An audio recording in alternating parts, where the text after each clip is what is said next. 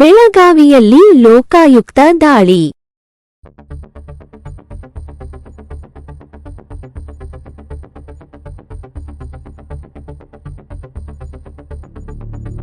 ಜಿಲ್ಲಾ ಪಂಚಾಯಿತಿಯಾದ ಇ.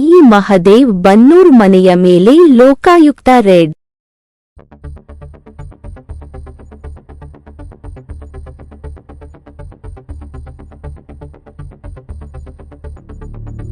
ಮೊದಲು ಈ ಹಿಂದೆ ಕೂಡ ಲೋಕಾಯುಕ್ತ ರೇಡ್ ಆಗಿತ್ತು.